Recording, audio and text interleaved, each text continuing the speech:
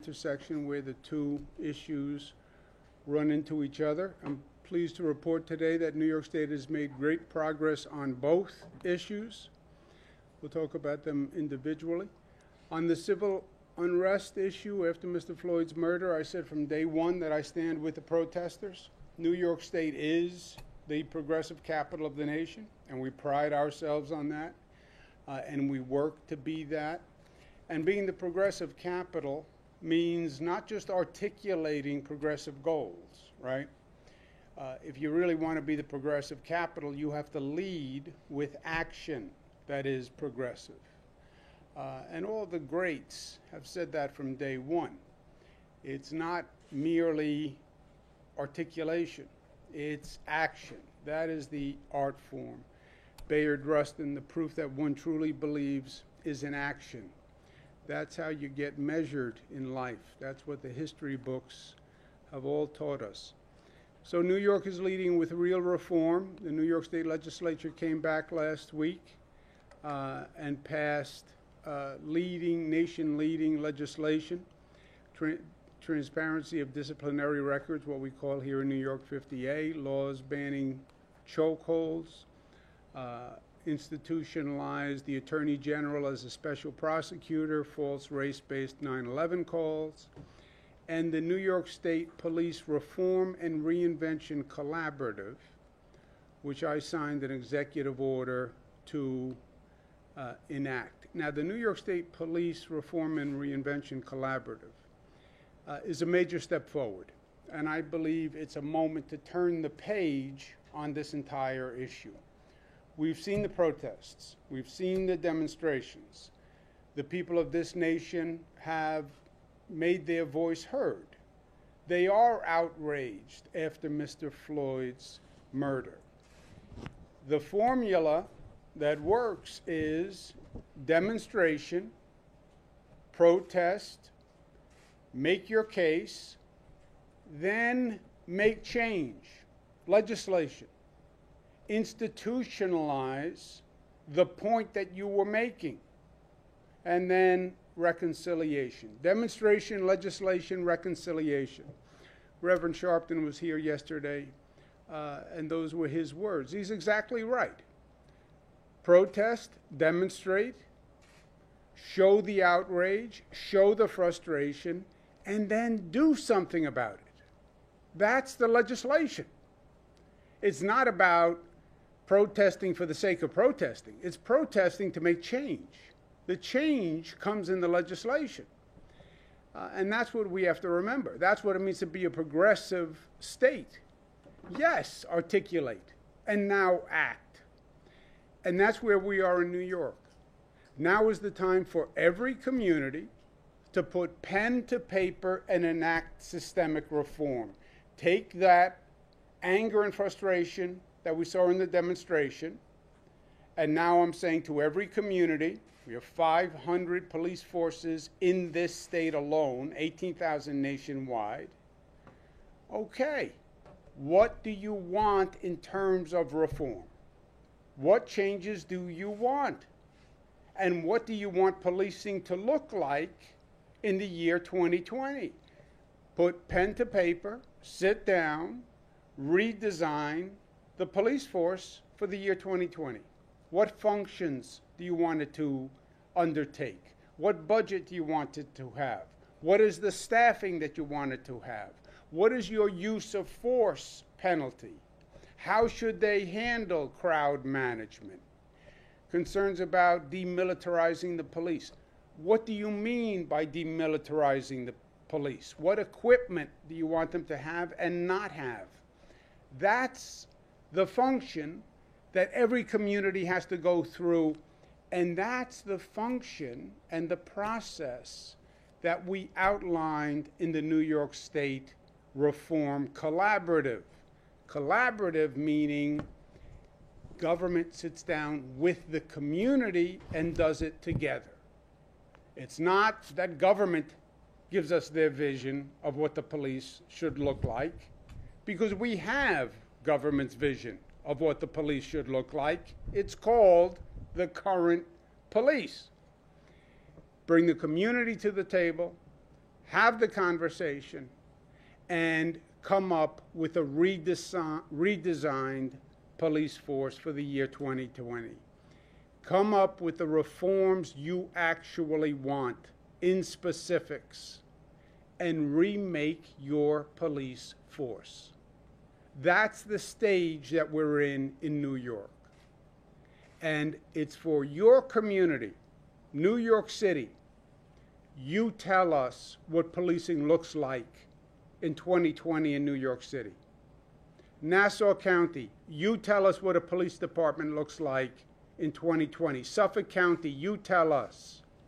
Buffalo, you tell us. Rochester, Syracuse, Albany, Utica, you tell us. County by county, city by city, what police force do you want? We heard you. You're right. We agree with you, protesters. Now, tell us what the police force should look like. And let's do that over the next 9 months. Why 9 months? It takes 9 months to give birth. And we're going to birth a new vision for a police force. Community by community, because there is no one size fits all. It's what that community wants. And New York City may want something different than Suffolk, may want something different than Erie, and that's fine, because it's for that community to decide.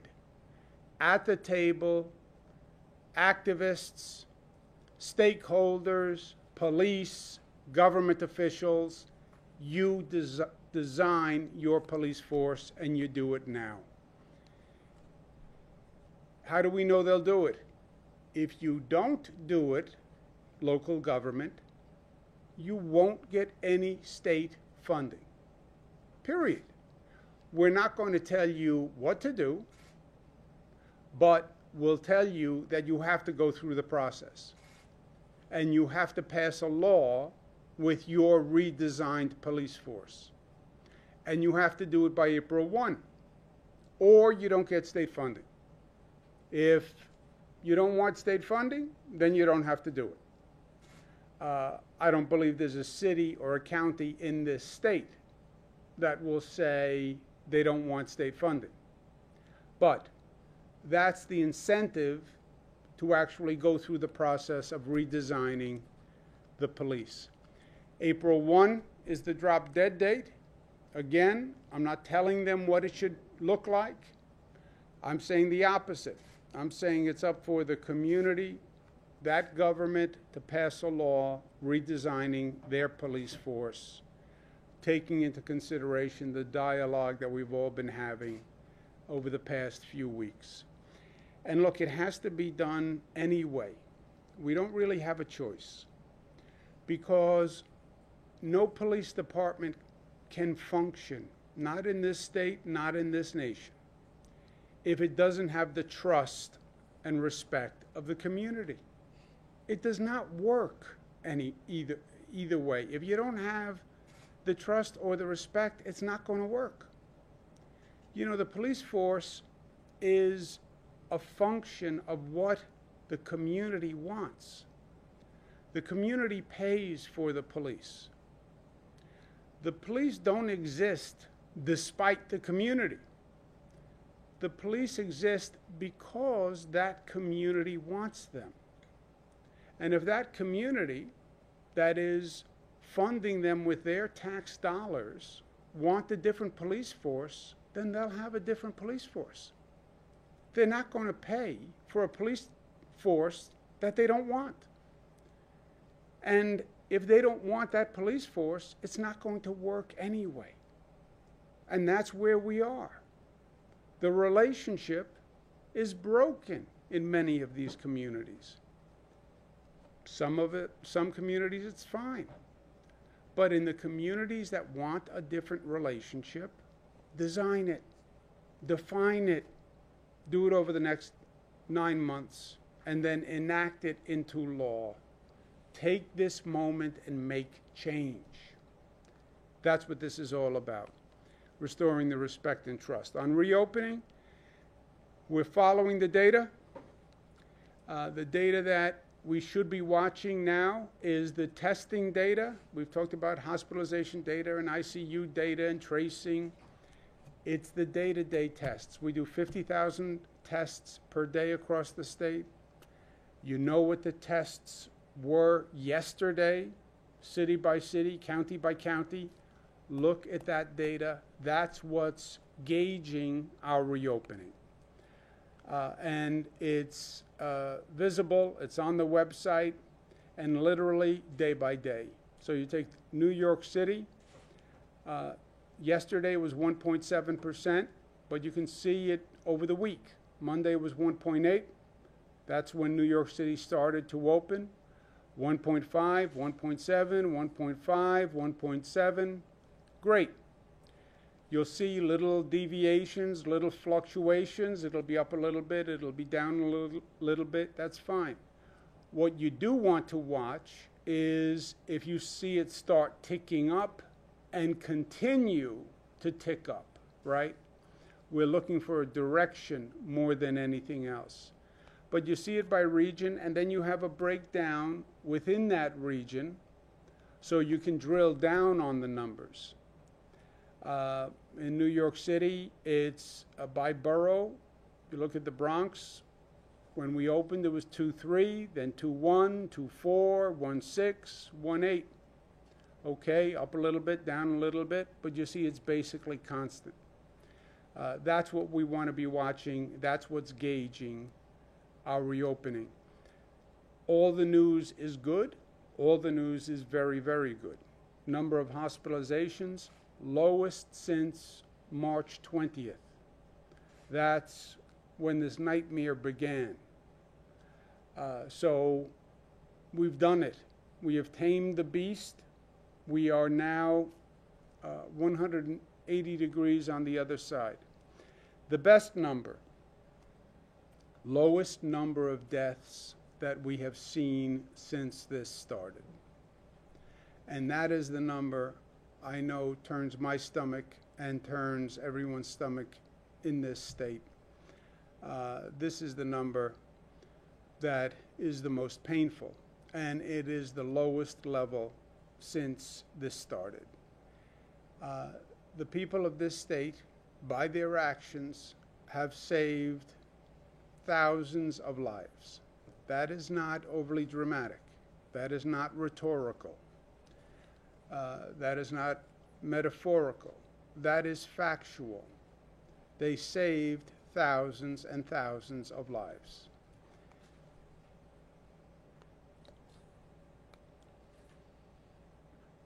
Moving forward, Western New York is expected to move to phase 3 on this Tuesday.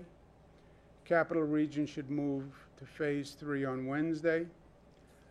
But as usual, we have to stay smart, look around the nation, and look at what is going on. We're not in a vacuum. This virus spreads. As we learned the hard way, saw cases in California for weeks when this started before they came here. Look at the signs across the country. And the signs across the country are frightening. The COVID virus is increasing in just about half the states. Half the states, it's going up. You have 14 states that have seen a 25% increase in the past week. Think about that. This is a frightening time. We thought that we were past it. Well, the beast is rearing its ugly head. Half the states are seeing an increase.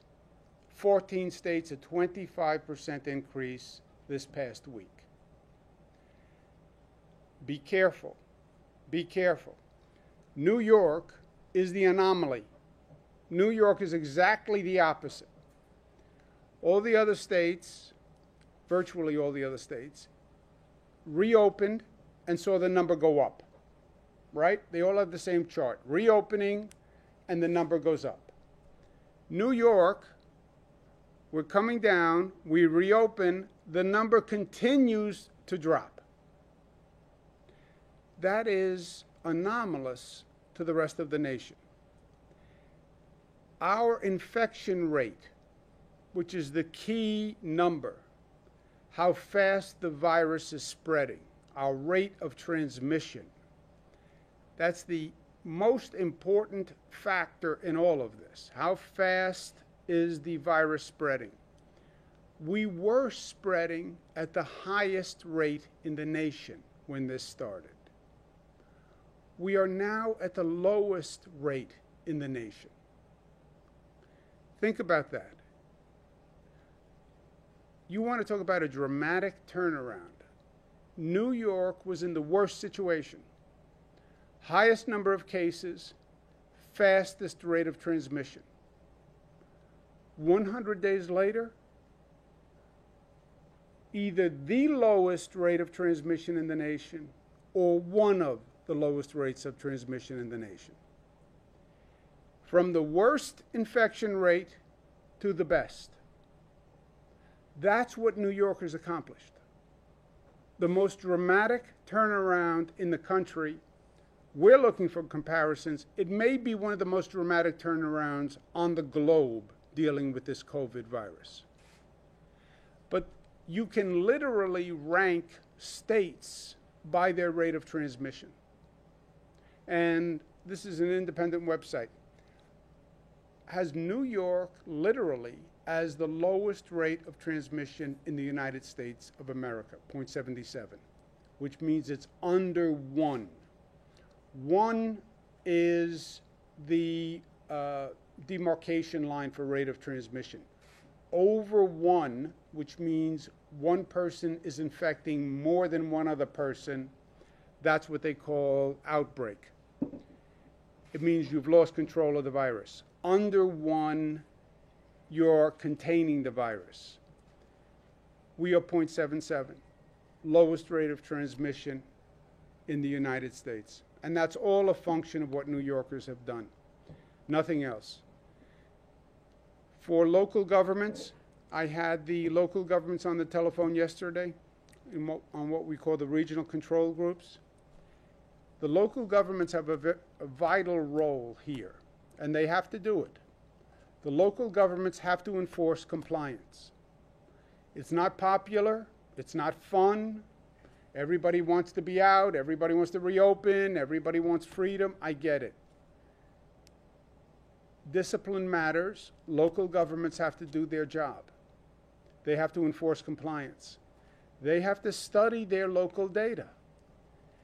When they find those positive cases, they have to trace those cases back. Where are people getting the virus? Are they getting it at work? Are they getting it at a restaurant? Are they getting it on the street corner? Are they getting it at protests? That's the function for the local government. And when you see a cluster in that infection rate, the local governments have to attack it. I know it's tedious, but it's also very important. And I said to the local governments frankly yesterday, this is their job. And if they don't do their job, then they're going to have a really unpopular task, which is explaining to their local community why they have to slow or stop the reopening.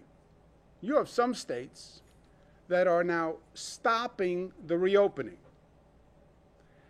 That is the last thing anybody wants to do, and that is totally counterproductive. So I said to the local governments, I say to them again, mayors, county executives, do your job, because that's what's controlling the spread of the virus, and you have to continue doing it. I say to the citizens of this state, who are the ones who accomplished the impossible, they are the ones who reduce that transmission rate. You have to stay smart, keep doing what we're doing, don't let up. Don't think, well, now we're reopening, everything is fine, the weather's better, everything is fine, I hear New York is doing well. It is, but only because of what you're doing. That's been the secret from day one. You stop doing what you're doing, you'll see those numbers turn. So we have to stay smart, stay disciplined. To the protesters, I say, wear a mask. It is the law. I signed an executive order that says it is the law. If you cannot socially distance, you must wear a mask. I also say, especially to my young friends, this is nothing. This is nothing. I don't know what this is. This is like a form of a chin guard. That's what this is. It may be a fashion statement. It may be cool. But this accomplishes nothing. It's not a mask. It's nothing. Well, I'm just taking a break from my mask. No. This accomplishes nothing, right? It's nose and it's mouth. Nose and mouth. For me, the nose and mouth is a big job, covering the nose and mouth. All right? But this is a mask. This is a chin guard. Nobody told you to wear a chin guard. Wear a mask. So I say that to the protesters. I also say to the police, wear a mask. It is the law. And the law is the law for the police. Right? So wear a mask. It is the state law. It's not an option. And stay New York tough, smart, united, disciplined, and loving. With regard to the first thing, the police, reforming, does that mean that a police force or a locality is required to defund, or can they just reorganize within the department? They reorganize, redesign, reform, however they see fit, right? This is a new stage. People are still out protesting. You don't need to protest. You won. You won. You accomplished your goal. Society says you're right. The police need systemic reform. That was accomplishment one. Now go to step two. What reform do you want? What do you want? I want systemic reform. Okay. How do you define systemic reform?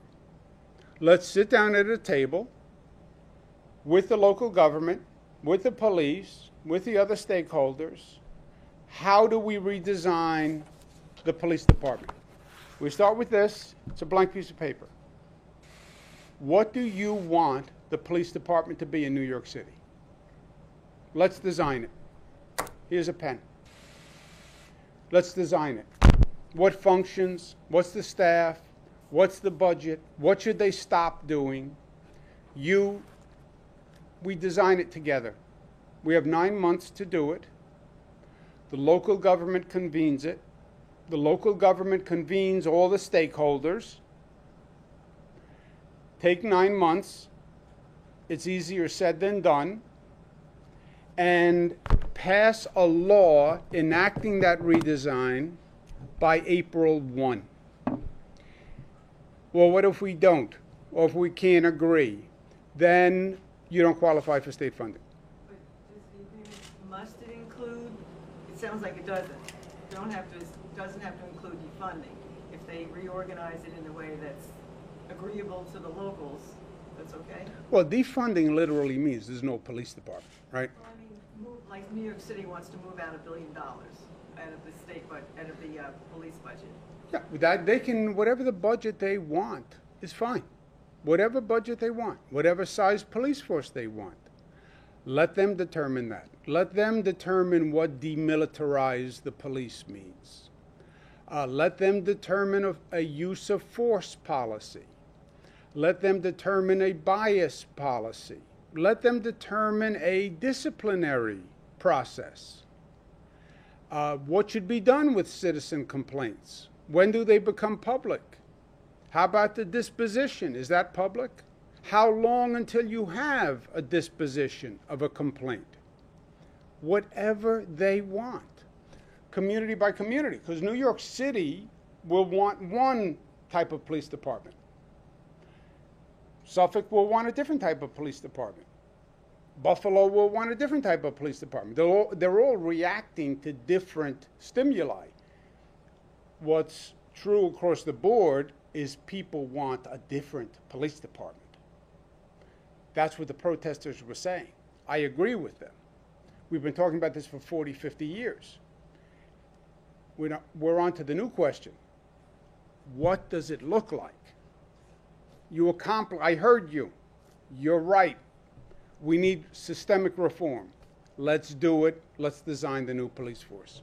Governor, when you talk about withholding state funding, are you referring to specifically funding for state funding for local law enforcement, which is just 1% of the NYPD's budget, or are you suggesting that education funding and other state aid for non-law City governments and criminal justice budgets. We want the local governments to do this. New York City has to pass the plan, right? They're going to have to pass a law by April 1 that redesigns the police force. Maybe a new budget, maybe new level of staffing, maybe new disciplinary procedure, maybe new bias procedure, maybe new equipment. Whatever it is, they decide. They redesign their police force. They pass a law for that by April 1. If they don't, which is also coincident with the state budget, as you know, if they don't pass the law, then that city, that police agency will be ineligible for funding. So you're saying then that all state aid to localities could potentially be withheld if a local government didn't enact some sort of police reforms? Theoretically, yes. It will, in any case, be a significant amount of funding. There are some funds that are vital for health and human services that we would fund directly. But yeah, it'll be a significant amount of funding to that locality. And look, it's relatively simple. You have 9 months to do it, and you need to bring the community to the table and design your police force. If everybody's happy with everything, then just pass a law that is your current police force. But, as we heard from the protesters, people are not happy. They want change. All right, then figure out what change you want, community by community. That's your new police force. That's your new law, and you have 9 months to do it. And just to follow up, Governor, sorry, if there's I believe at least 7, 8 bills that already have passed the state legislature. Are you saying that local governments, would you sign those bills? And if not, do you think I'll sign. I have to review them, but you'll always have state laws governing police. A city is a creature of state government. The state created city governments. So there are state laws on policing that the city cannot circumvent, or a county cannot circumvent. There are federal laws on policing that the state and the city can't circumvent. So they stay in place. A city can add laws to the state and the federal. They can't remove laws from the state and the federal. But the state and the federal laws are not what people are questioning. People are saying we want additional laws, additional measures. People are saying I want the police to stop doing things. I want a new use of force policy. I want a new bias policy. I want a new diversity policy. I want them demilitarized. And that's all done at the local level. Hey, can you describe what the state's role is going to be in overseeing this? Like, are you going to have an office or a commissioner, or how are you going to No office, no commissioner. Pass the law. We have Department of Criminal Justice Services, but we don't need a new bureaucracy. This is very simple to administer. They have to pass a law. If they don't pass a law, they either pass a law or don't pass a law. They either send us a law or they don't send us a law. If they send us a law, we're not going to second guess their law. All the state laws stay in effect. This is their local laws. If they pass a law, great, they're in compliance by April 1. If they don't pass a law, They don't send it to us, and then they're not in compliance. You want to add something? I would just say that this isn't about increasing state government's voice in the process or adding more politicians into the process. It's about empowering the communities, right? That's what we're seeing through the protesters. People feel as though there's a lack of accountability within the local police departments and that they're not being heard.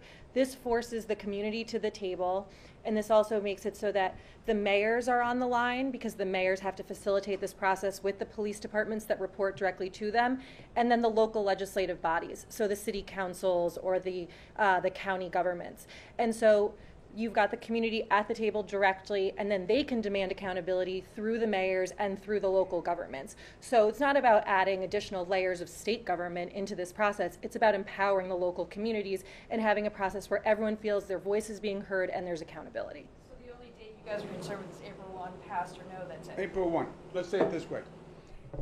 You have these protests going on. I agree with the sentiment of the protesters. And by definition, what the protests say is the relationship is broken between the police and the community. More so in some places, less so in other places. Okay, then it doesn't work. If the relationship doesn't work, the policing doesn't work. It can't work despite the community. I'm going to police you even though you don't want me to. No, then I'm not going to pay you. It comes from my taxes. You work for me, right? Police are public servants. Okay, we have to then come up with a way to fix the relationship. And people want changes in the relationship. It's a little different from place to place. California wants one thing, New York wants one thing, and within New York City wants one thing, Suffolk wants something else. All right, in your local community, put everyone at the table, have the conversation. There's going to be tension in the conversation, I understand that. The politicians will not want to have the conversation because it's going to be a heated conversation. You have to have the conversation. That's what the state's saying. And you have to resolve the conversation. You can't just start a process and say, I'll have meetings, but the meetings go on forever and you never decide anything. You have 9 months, which is plenty of time to do this. And do it intelligently. Find out what is the best innovative policing mechanisms out there, who's doing the smartest things. That mayor, that county executive conducts those meetings, brings in the community. It's a collaborative. That's why the word collaborative. This is not a dictatorial session. Collaborative. You redesign the police. You get the law passed by your local body, so everybody buys in. County executive comes up with it, but the county legislature has to pass it. Mayor comes up with it, but the council has to pass it, so it's fully vetted. Whatever plan the locality comes up with is fine, is accepted. I'm not going to tell New York City what kind of police force they should have. I'm not going to tell Suffolk what kind of police force they should have. It's the local taxpayer who's paying for that. It's the New York City taxpayer who's paying for the New York City police. It's the Suffolk County taxpayer who's paying for the Suffolk County police. It's whatever police you want. They work for you. You're paying them. They come up with a design of a police force. They do it by April 1, fine. They haven't resolved it by April 1. You have to resolve it by April 1, because this is a very bad situation we're in. You need public safety in society. And when you have this tension between the police and the community, this is a bad place for everyone, and it has to be resolved. And it has to be resolved by April 1. How will this apply to state troopers? State troopers are going through their own process. There's no municipality involved. Obviously, they're statewide, but that we will do ourselves. Let's take one more, please. On the reopening, there was a protest yesterday in Williamsburg.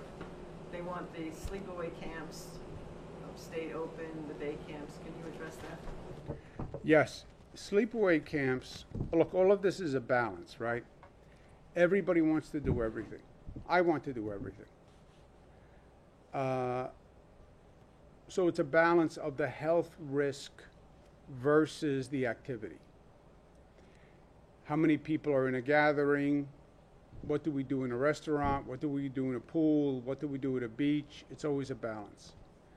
Summer camps we have studied with a great deal of diligence because it involves children, and there are certain new developments with children. We open day camps. That's one level of risk. Sleepaway camps are a much higher level of risk. And after much study and debate and research, our advice in New York State by our health commissioner is the risk is too great to open the summer camps. But Dr. Zucker's here with us, and I'll let him expand. I know there's been an incredible amount of emotions about this, and as the governor said, we've had to make a lot of tough decisions about the pandemic, with this pandemic. And I have to tell you, this has been one of the tougher decisions, that I've had to make about or pass the message on, pass the advice on. But we've always made decisions based on facts and science on these issues. And I've looked at this from the role as the commissioner. I've looked at it as a role as a pediatrician. I've looked at this as from my role as a father or being a father, and also actually as being someone who has very fond memories of sleepaway camp and in the Catskills, and I understand where people are coming from this. But we have to go back and look at this from the facts. And the facts are that this is a congregate setting. There are many children who are together in a bunk. They're sleeping together in the same area, close by. They are eating in the same common area. They are using a shared bathroom. So social distancing in this situation is just not possible. So what will happen is that the virus will get into one of these camps and it will spread. And someone will say to you, well, how do you know? So it goes back to history, goes back to facts. What we have seen over the course of time is that we've had H1N1, which was a virus back years ago, and it got into a camp, many camps. There were 50 outbreaks of that. That resulted in 1,600 cases of H1N1. We had a mumps outbreak once, one person, 120 cases, and from those 120 cases, we could track 3,500 people who got mumps in multiple states in the area, because people from camps, sleepaway camps, often come from different areas. So we look at this from the basis of facts. We look at this from the basis of science, and that was why this has become a tough decision to grapple with. But that's what it is. And day camps are different because you have a confined number of individuals in one area. And one other thing about that is also that the health system within, or I should say, the health professionals within the sleepaway camp will be easily overburdened if you end up having to quarantine all of those children in a camp. So it's a tough decision, but this is the best public health practice that I can think about. Thank you guys very much. Thanks. Have a great day.